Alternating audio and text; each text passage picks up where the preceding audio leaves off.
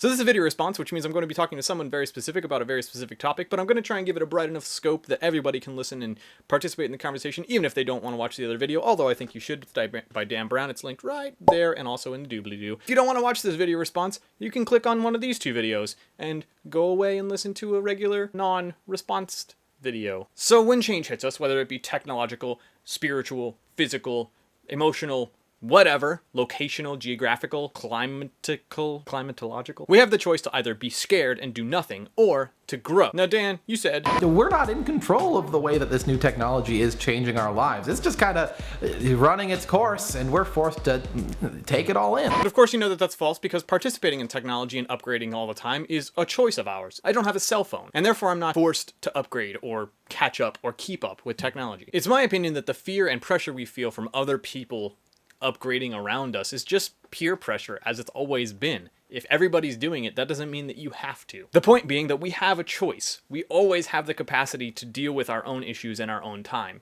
You don't have to be scared of it. You don't have to be bullied by change. We will expend all of our mental energy in simply adjusting to it and won't have any mental energy left over to think much beyond next Tuesday. Why is being forced to deal with today's problems instead of next Tuesday's problem such a big deal anyway? I mean, we're not really guaranteed next Tuesday, so why worry about it? For all I know, I could be hit by a bus in 5 minutes and be dead.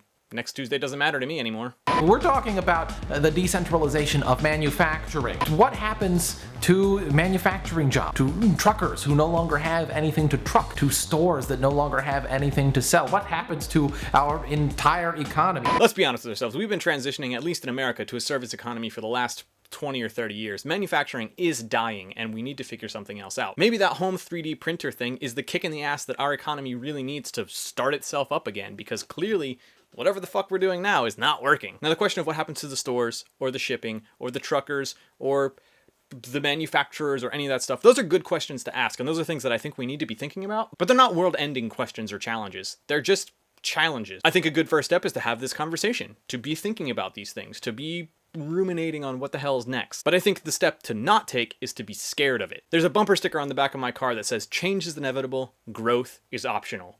And I think that we're in a period where we need to choose between fear and growth. Question for the comments: when was the last time you were scared of a specific change and it turned out to not be so bad? And don't talk about the Facebook freaking timeline. I don't want to hear about it. So if you like this video, give it a thumbs up. If you really like the video and you've never seen me before, or you've seen me before and you haven't hit the subscribe button already, do it, because it's really fun and fancy.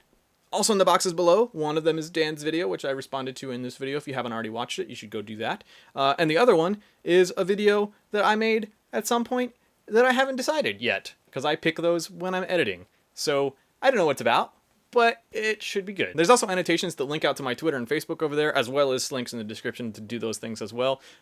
So you can tweet at me or book all over my face, if that's what you choose to do.